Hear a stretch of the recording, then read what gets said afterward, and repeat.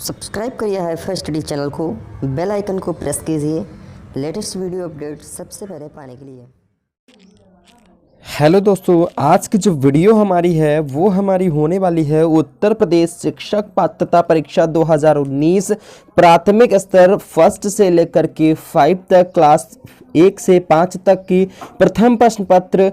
ठीक है, यहाँ पर प्रथम प्रश्न पत्र जो आपका पेपर हुआ था वो 8 जनवरी 2020 को यूपी टेट का जो पेपर हुआ था प्राथमिक स्तर प्रथम प्रश्न पत्र, इसमें हम लोग बाल विकास एवं शिक्षण विधि के जो टॉप 30 क्वेश्चन जो पूछे गए थे उनको यहाँ पर हम लोग देखने वाले हैं। पूरा का पूरा इसमें जितने भी क्वेश्चन हम देखेंगे पूरा डिटेल में देखेंगे, अच्छे से समझेंगे और आपको भी अच्छे से समझना है। तो यहाँ पर दोस्तों जो हमारा पहला क्वेश्चन दिया गया है वो क्या दिया गया है साथियों कि स्तंभ ए से बी को सुमेलित कीजिए। यानी यहाँ पर दोस्तों आपका कौन सा ऑप्शंस जो है वो सही होंगे यहाँ पर आपको बताना है। यानी कि यहाँ एनिमल जो है ये किससे संबंधित है तो ये आपको बताना। तो यहाँ पर दोस्तों हमारा जो राइट आंसर हो जाएगा, जितने भी साथी हमारे ऑप्शन नंबर किसके साइड जा रहे हैं, एनिमल जो है वो किससे संबंधित है साथियों, वो किससे संबंधित है, वो है भाई साहब थार्नडाइक से संबंधित। यानी पहला हमारा जो थर्ड ऑप्शन होगा वो करेक्ट आंसर हो जाएगा। ठीक है ना। और इसके बाद जो पुनर्मलन की अनुसूची है ये किससे संबंधित है, ये स्किनर से संबंधित है दोस्तों। यहाँ पर 4th नंबर, इसके बाद 1st नंबर यानी 3rd नंबर, सी नंबर गेस्टाल्ट से संबंधित हो जाएगा और अनुकूलन जो है वो पियाजे से संबंधित हो जाएगा। तो इस प्रकार से कुछ क्वेश्चन है। यहाँ पर हमारा जो ऑप्शन सही हो जाएगा वो हमारा ऑप्शन नंबर 3rd हो जाएगा, यहाँ पर देख सकते हो। चलिए भाई अगले प्रश्न की ओर चलते हैं। अगला प्रश्न हमारा 2nd नंबर दिया गया है कि विकास कभी न समाप्त होने वाली प्रक्रिया है। जो विकास है वो कभी न समाप्त होने वाली प्रक्रिया है। यह कथन विकास के किस सिद्धांत से संबंधित है, किस सिद्धांत से संबंधित। तो इस क्वेश्चन को थोड़ा सा अच्छे से समझेंगे, थोड़ा लेंथी क्वेश्चन में समझेंगे इसको, तब ज़्यादा समझ में आएगा दोस्तों। तो यहाँ पर जो विकास कभी ना समाप्त होने वाली जो प्रक्रिया है, यह कथन विकास के किस सिद्धांत से संबंधित हो, किससे संबंधित है दोस्तों, ये हो जाएगा हमारा किससे, निरंतरता। यानी ऑप्शन नंबर 3rd हो जाएगा। यहाँ पर देख सकते हैं आप लोग ऑप्शन नंबर 3rd हमारा सही भी। पीडीएफ आपको टेलीग्राम पर प्रोवाइड कर दी जाएगी। Option number 3rd। अब इन सभी के बारे में भी दोस्तों हम लोग जान लेते हैं। जो सबसे पहला दिया गया वो निरंतरता जो दिया गया, यानी कि सबसे पहला, यानी जो हमारा आंसर सही है उसको देख लेते हैं। निरंतरता का जो सिद्धांत है इसमें क्या होता है कि विकास कभी ना समाप्त होने वाली प्रक्रिया है। कौन सी, निरंतरता। यहाँ पर आपको बताया गया अगर इसी जगह लाइन के जगह पर अगर रख दिया जाता कि बालक के शारीरिक, मानसिक, संवेगात्मक आदि पहलुओं के विकास में परस्पर संबंध होता है तो ये किसका हो जाता है, ये अंतःक्रिया सिद्धांत हो जाता है। अगर इसकी जगह पर ये लाइन रख दी जाती तब यहाँ पर ऑप्शन जो सही हो जाता है वो अंतःक्रिया हो जाता है।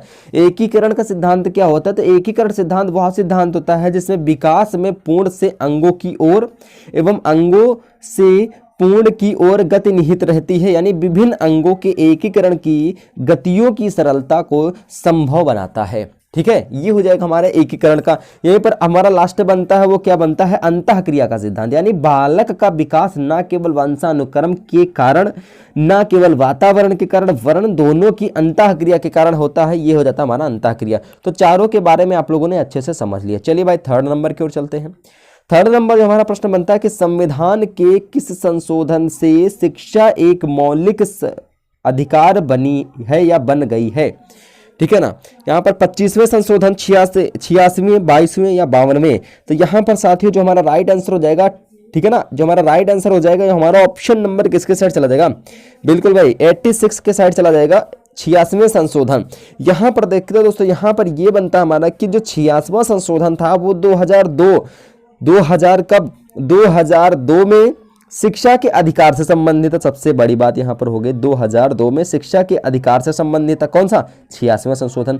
और यहीं पर इसमें क्या हुआ था कि अनुच्छेद 21 का एक नया खंड जोड़कर अनुच्छेद 21 का ए, आप लोगों ने पढ़ा होगा ना, 21 का ए, वो भी बनाया गया था जिससे शिक्षा मौलिक अधिकार बन गई थी। जिससे क्या हो गई थी, शिक्षा मौलिक अधिकार बन गई। और इस अनुच्छेद के अनुसार क्या हुआ था कि राज्य को 6 से 14 साल तक के सभी बच्चों को निःशुल्क एवं अनिवार्य शिक्षा उपलब्ध करानी होगी। ये इसी के अंतर्गत आता है। किसके अंतर्गत, 86वें संशोधन के अंतर्गत आ जाता है। चलिए अगला प्रश्न देखते हैं हम लोग। अगला जो हमारा प्रश्न दिया गया है वो भी साथियों बहुत जबरदस्त प्रश्न दिया गया है। क्या दिया गया है कि अभिप्रेरणा की मूल प्रवृत्ति सिद्धांत के प्रतिपादक थे अब्राहम मैस्लो थे, मैकडूगल थे, विलियम जेम्स दिया एस्पिशन थे। तो भाई यहाँ पर हमारा जो राइट आंसर हो जाएगा वो क्या हो जाएगा, जो यहाँ पर हमारा राइट आंसर हो जाएगा वो हो जाएगा मैकडूगल थे। ऑप्शन नंबर सेकंड के साइड चला जाएगा। जी हाँ साथियों, ऑप्शन नंबर सेकंड के साइड चला जाएगा। क्यों? क्योंकि अब्रेड़ा के मूल प्रवृत्ति सिद्धांत का प्रतिपादन सन कब हुआ था? सन 1908 में हुआ था। किसने किया था? मैकडूगल ने किया था। तो यहां पर अब्रेड़ा प्रवृत्ति का सिद्धांत प्रतिपादक कौन थे? मैकडूगल थे। और इस सिद्धांत का प्रतिपादन कब हुआ था? 1908 में हुआ था। याद कर लीजिएगा आप लोग, कब हुआ था? 1908 में मैकडूगल ने किया था। यानी कि उनके अनुसार मानव मस्तिष्क में कुछ जन्मजात प्रवृत्तियां भी होती हैं। उनके अनुसार, किनके? मैकडूगल के अनुसार, जो मानव के सभी विचारों तथा क्रियाओं के लिए प्रेरक शक्ति का कार्य करती हैं। मैकडूगल ने मूल प्रवृत्ति को जन्मजात मनोशारीरिक उपद्रव के रूप में परिभाषित किया है। किसने परिभाषित किया है? मैकडूगल ने। ठीक है, मैकडूगल ने मूल प्रवृत्ति को। उसके बाद हमारा अगले प्रश्न की ओर चलते हैं, देखते हैं क्या हो जाएगा। हमारा अगला प्रश्न बनता है यहां पर साथियों कि विकास, जी हाँ, विकास की किस अवस्था को कोल या ब्रूस ने संवेगात्मक विकास का अनोखा काल कहा है? ठीक है ना, अनोखा काल कहा है। शैशवावस्था, बाल्यावस्था, प्रौढ़ावस्था या किशोरावस्था को? भाई सभी साथी बताएंगे इसमें राइट आंसर क्या हो जाएगा। तो यहां पर हमारा जो राइट आंसर हो जाएगा वो हो जाएगा हमारा साथियों का, बिल्कुल भाई, वेरी गुड वेरी गुड। जितने भी साथी हमारे दे रहे हैं ऑप्शन नंबर ए के साइड जा रहे हैं, बाल्यावस्था, उन सभी का भाई करेक्ट आंसर हो जाएगा। क्या हो जाएगा साथियों? यहाँ पर बाल्यावस्था हमारा राइट आंसर हो जाएगा। यानी कि दोस्तों यहाँ पर कोल एंड ब्रूस ने बाल्यावस्था को संवेगात्मक विकास का अनोखा काल बताते हुए लिखा है। क्या लिखा है? कि वास्तव में माता पिता के लिए विकास यानी बाल विकास की इस अवस्था को समझना कठिन है। वास्तव में माता पिता, ये जो अवस्था होती है संवेगात्मक अवस्था का अनोखा काल बताते हुए इन्होंने कहा है कि जो ये वास्तव में जो माता पिता के लिए जो बाल विकास की इस अवस्था को है, क्या है, समझना बहुत ज्यादा कठिन होता है। क्लियर? तो यहां पर क्या हो जाएगा? हमारा बाल्यावस्था हो जाएगा। अगला हमारा जो प्रश्न हो जाएगा कि किसे बहुविमात्मक प्रज्ञा प्रत्यय दिया है? बिल्कुल सभी साथी बताएंगे भाई, बहुविमात्मक, सभी साथी जल्दी से बताएंगे भाई राइट आंसर इसमें कौन सा हो जाएगा। किसने बहुविमात्मक प्रज्ञा का प्रत्यय दिया है?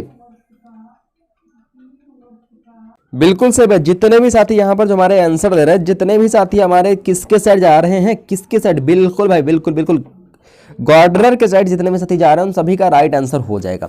अब गार्डनर के बारे में इसके ऊपर थोड़ा सा जान लेते हैं कि बहुविमात्मक प्रज्ञा प्रत्यय दिया क्या है।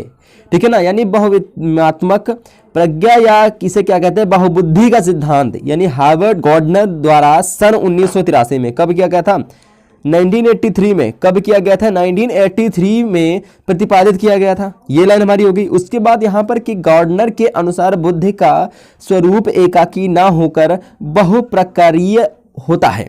ठीक है ना, इन्होंने 8 प्रकार की बुद्धि बताई है। कौन कौन सी बुद्धि बताई है? याद कर लीजिएगा आप लोग।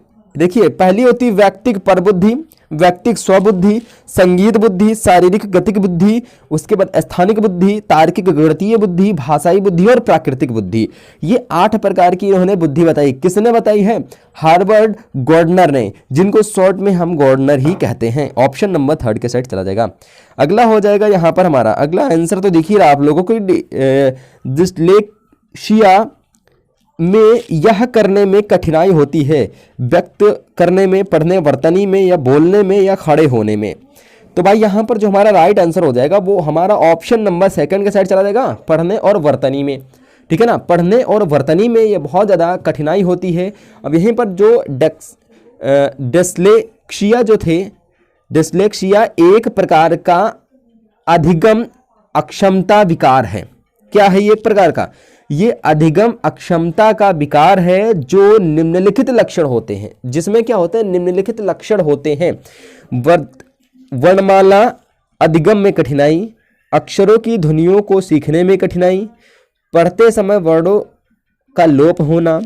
उसके बाद इसी के अंतर्गत ये भी आता है कि समान उच्चारण वाले ध्वनियों का ना पहचान पाना, शब्दों को उल्टा क्रम में पढ़ना, शब्दों को उल्टा या इधर उधर करके पढ़ना। जैसे कि हम यहाँ पर पढ़ते हैं कि व्यक्त करने, यानी मैं करने व्यक्त, इस तरह उल्टा पढ़ना। ठीक है, ये भी इसके अंतर्गत आ जाता है।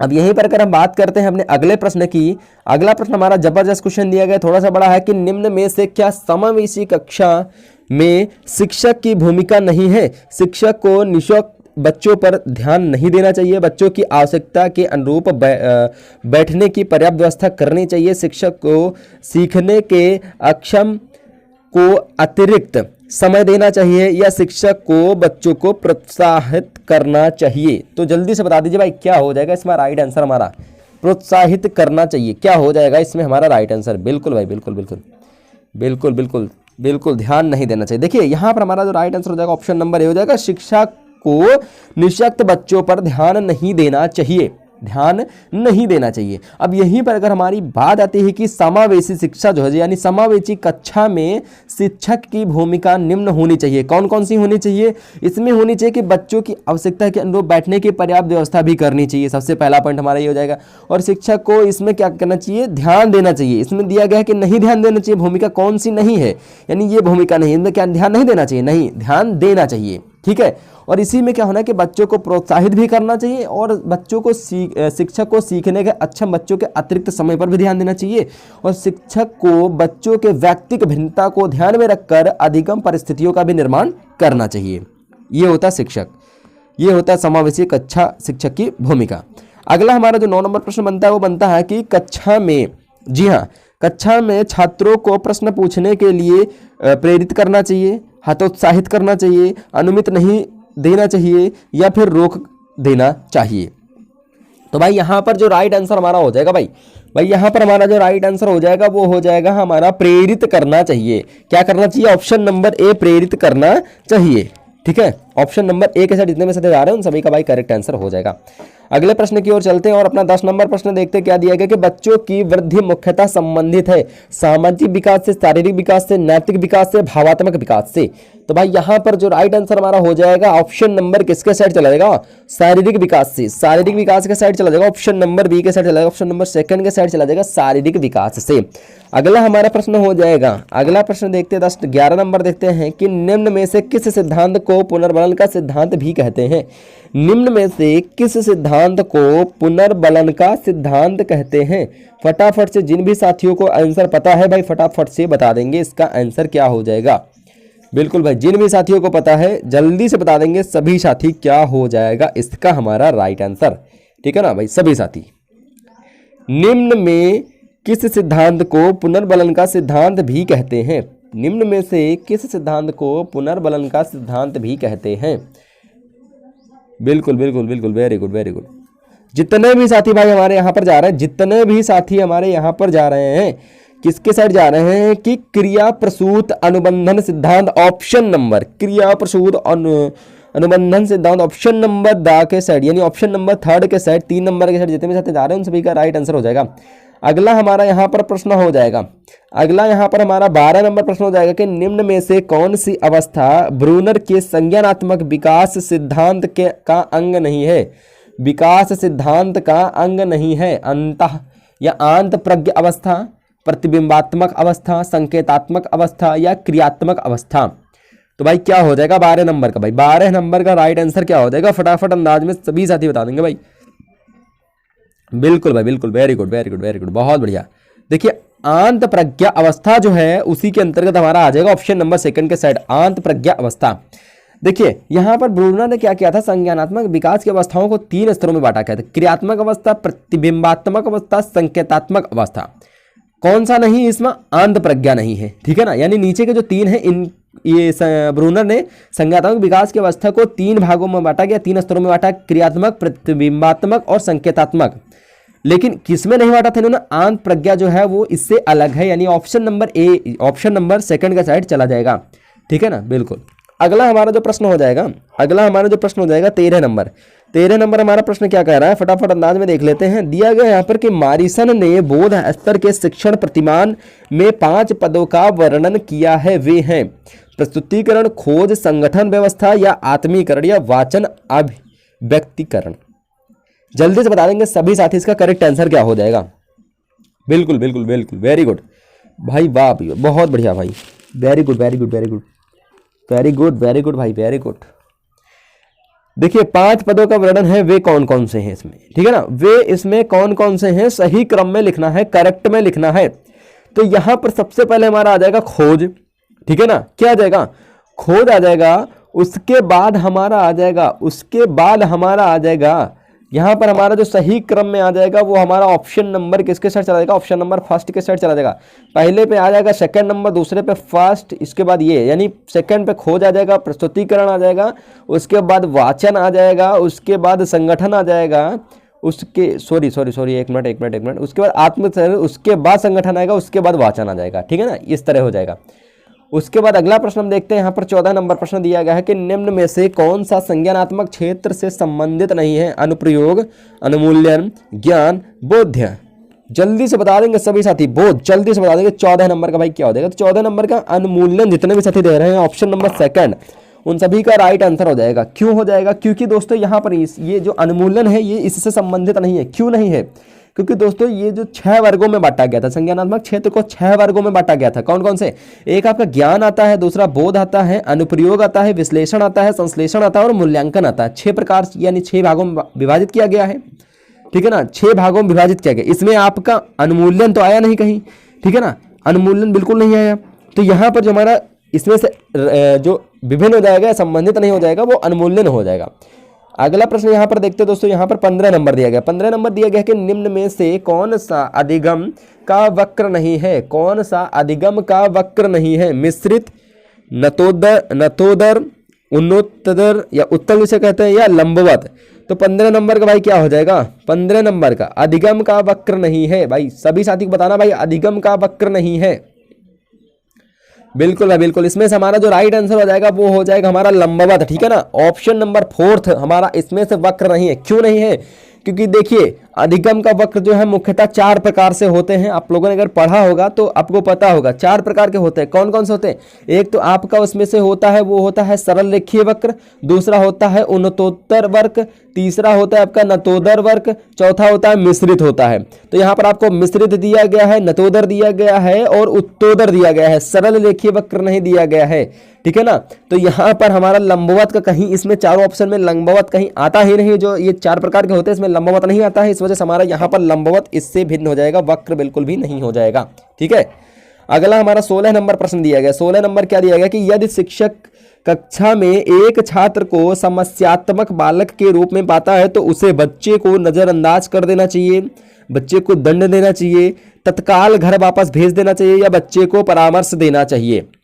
ये तो आपके बुद्धि पर आधारित होता है कि भाई आपको इसमें क्या करना है, क्या आपको सही लगता है वही आंसर सही हो जाएगा। लेकिन सबसे पहले हमें देखना ये होता है कि हाँ आखिर हमारा माइंड कहाँ तक सोचता है। ठीक है ना, इस तरह का क्वेश्चन रटने से नहीं, इसमें आपको माइंड लगाना पड़ेगा, तभी इस तरह से क्वेश्चंस जो हैं वो हो पाते हैं। ठीक है ना, इस तरह के क्वेश्चन तभी हो पाएंगे जब आप अपना माइंड मेकअप करके आएंगे पढ़ने के लिए।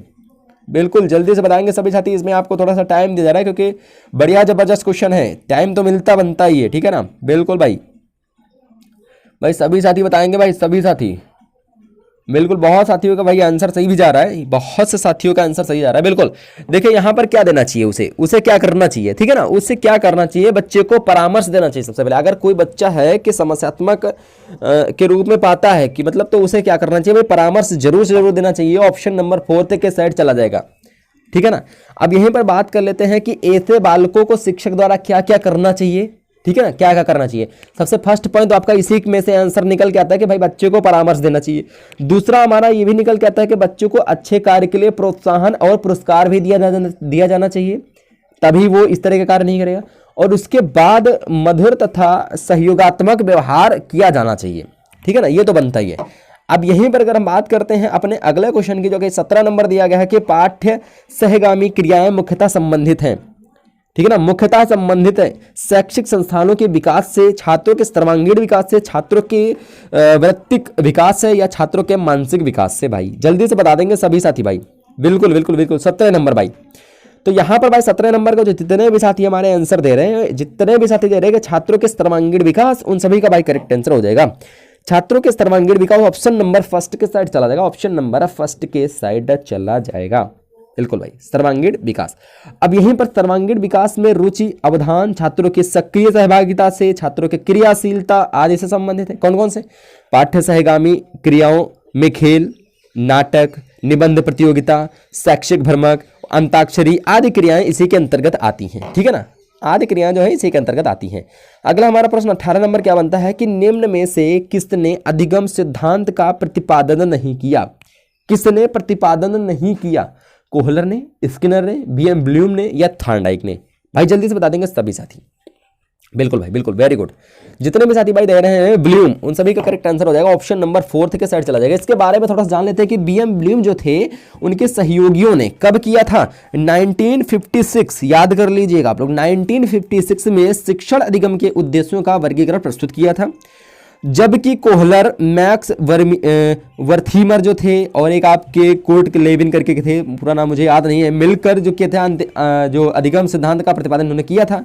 ठीक है, तो ये हो गया यहाँ पर 18 नंबर की बात करते हैं यहाँ पर हम लोग 19 नंबर प्रश्न की। 19 नंबर प्रश्न हमारा क्या कह रहा है ये देखते हैं हम लोग। यहाँ पर दिया गया कि शिक्षा में अवरोधन का तात्पर्य है, शिक्षा में अवरोधन का तात्पर्य है बालक का विद्यालय में प्रवेश न लेना, बालक का विद्यालय न जाना, बालक द्वारा विद्यालय छोड़ देना या फिर समय तक एक ही कक्षा में रहना। क्या हो जाएगा यहाँ पर कि जो शिक्षा में अवरोधन का तात्पर्य क्या होता है कि जो बालक हैं, कह लीजिए आप लोग, ठीक है ना, कहने का मतलब यहां पर ये है हमारा, यहां पर हमारा जो राइट आंसर हो जाएगा वो ऑप्शन नंबर 3 के साइड चला जाएगा। क्या हो जाएगा कि किसी बालक का 1 वर्ष से अधिक समय तक एक ही कक्षा में रहना, ये होता है हमारा शिक्षा में अवरोधन का तात्पर्य। ठीक है ना। अब इसमें कैसे होता है, क्या होता है, क्यों बालक 1 वर्ष से अधिक कक्षा में रहता है? सबसे बड़ा बात यहाँ पर आती है कि शिक्षा में अवरोधन का आशय असफल रहने से लिया जाता है, अर्थात किसी बालक का 1 वर्ष से अधिक समय तक एक ही कक्षा में रहना अवरोधन कहलाता है। ठीक है। अब अवरोधन क्या होता है कि यानी कि जब अपव्यय का आशय बालक अपनी प्राथमिक शिक्षा पूरी किए बिना ही विद्यालय छोड़कर चले जाना, छोड़ देना, ठीक है ना, ये होता है। जिससे क्या होता है कि बालक पर खर्च किया गया धन, समय और श्रम बेकार चला जाता है। भाई अगर कोई छात्र है वो 6 महीने तक एग्जाम उसका 1 साल बाद होता है, जैसे बीटीसी ही ले लीजिए, बहुत से साथी ऐसे हैं जो बीटीसी छोड़ देते हैं, ठीक है ना, बीटीसी छोड़ देते हैं। क्यों? क्योंकि बीच में उन्होंने 2 सेमेस्टर तक पेपर दिए, देन उसके बाद कोई समस्या आ गई, किसी भी प्रकार की समस्या आ गई, ये तो मुझे नहीं पता है किस प्रकार की समस्या आ गई, उसके बाद उन्होंने 2 साल में बीटीसी छोड़ दिया। तो उनका जो 2 साल का खर्च है, समय है, ठीक है ना, समय है, श्रम है, धन है, सब क्या हो जाता है दोस्तों, बेकार चला जाता है, व्यर्थ चला जाता है। ठीक है। तो यही होता है हमारा क्या कि अवरोधन जो होता है, अवरोधन से क्या तात्पर्य है, तो किसी भी बालक का 1 वर्ष से अधिक समय तक एक ही कक्षा में रहना या फिर उसका छोड़कर चला जाना। चलिए भाई अगले प्रश्न की 20 नंबर प्रश्न की बात कर लेते हैं।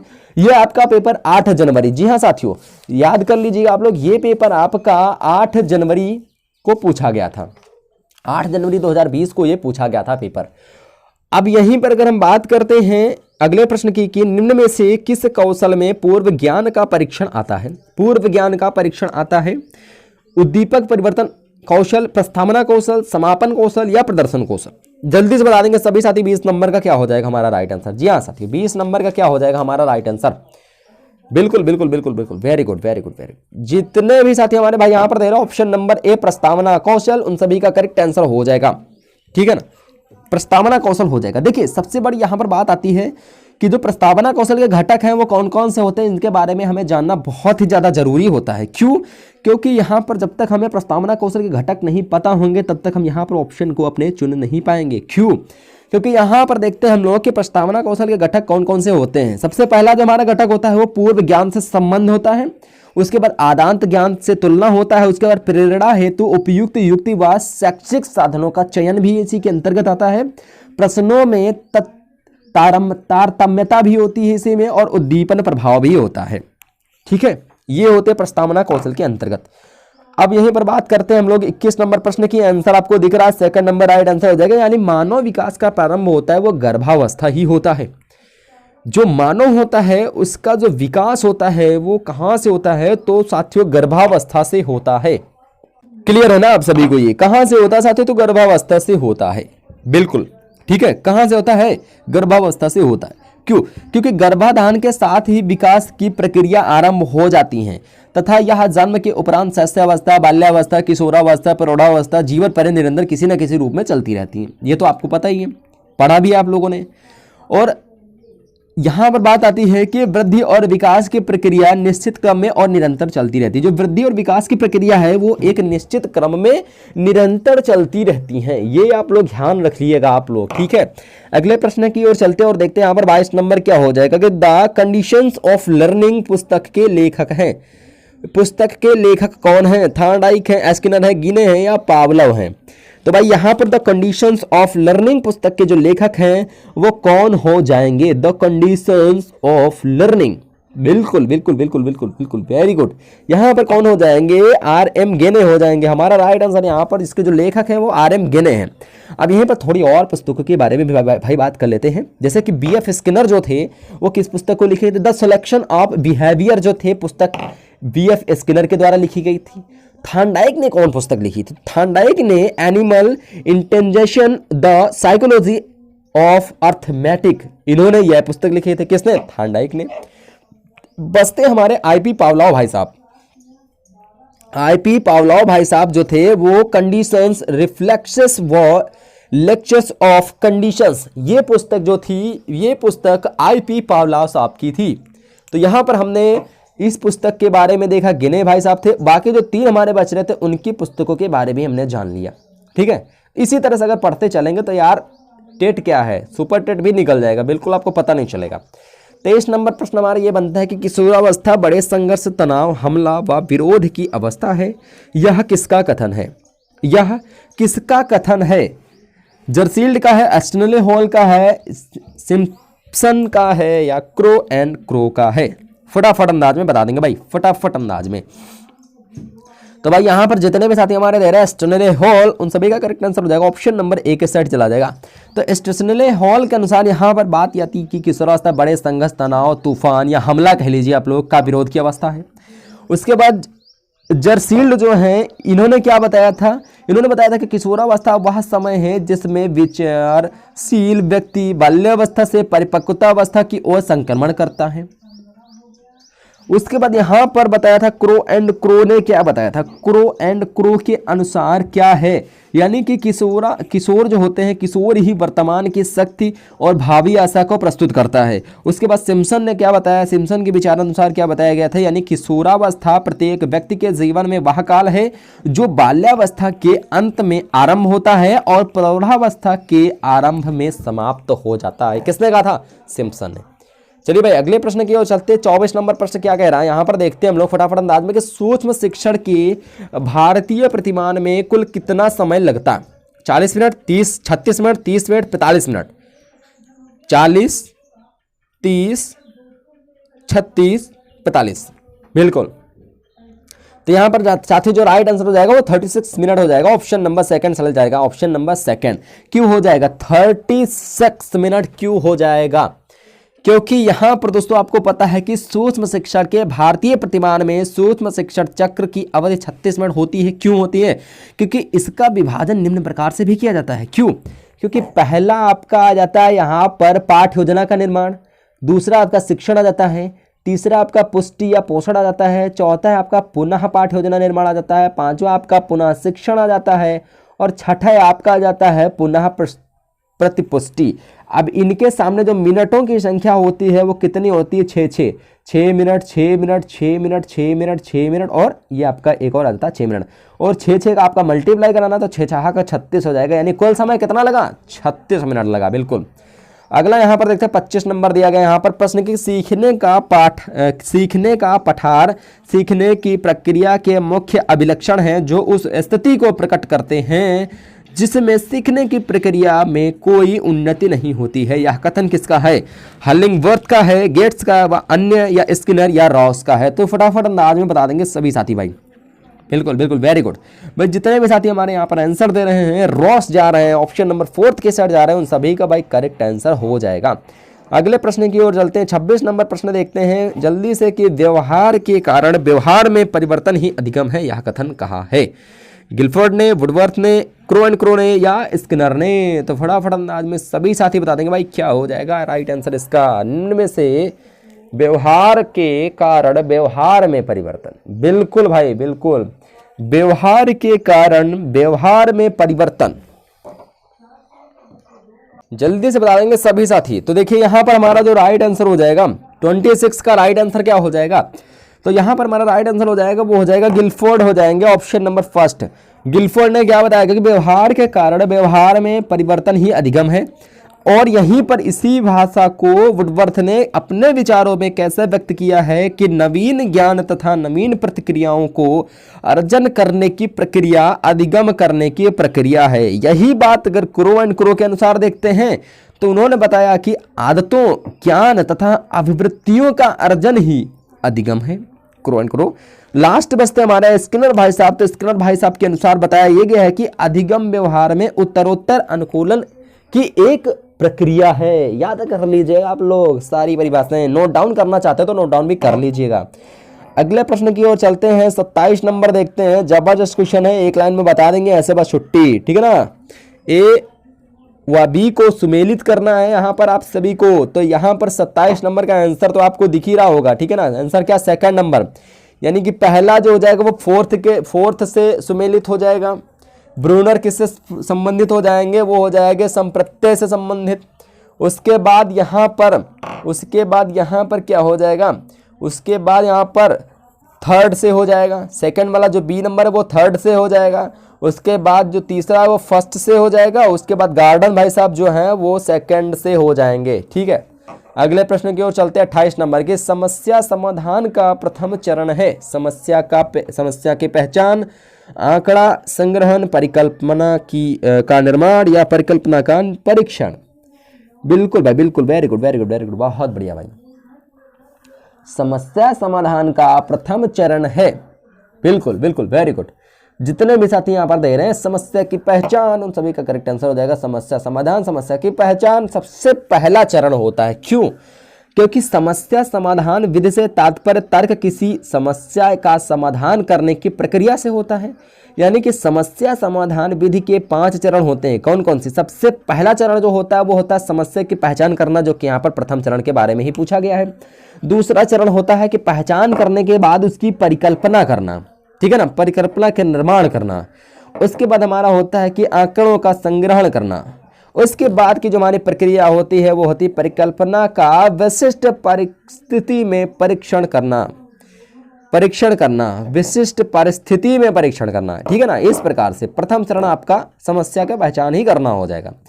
उसके बाद यहाँ पर 29 नंबर प्रश्न हमारा बनता है कि बालकों का अधिगम सर्वाधिक प्रभावशाली होगा जब बालकों का संज्ञानात्मक, भावात्मक तथा मनोचालक पक्षों का विकास होगा, या फिर पढ़ने लिखने एवं गणितीय कुशलताओं पर ही बल होगा, या शिक्षण अधिगम प्रक्रिया में आगे होकर बालकों को निष्क्रिय रखेगा, या फिर यहाँ पर हो जाएगा हमारा कि शिक्षण व्यवस्था एकाधिकारवादी होगी।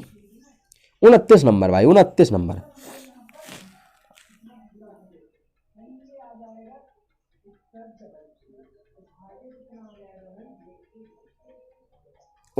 भाई, बिल्कुल, वेरी गुड, प्रभावशाली होगा जब। बिल्कुल भाई, जितने भी साथी हमारे भाई यहाँ पर आंसर दे रहे हो भाई, जितने भी साथी हमारे आंसर दे रहे हैं, इसमें ऑप्शन नंबर किसके साइड चला जाएगा? ऑप्शन नंबर किसके साइड चला जाएगा?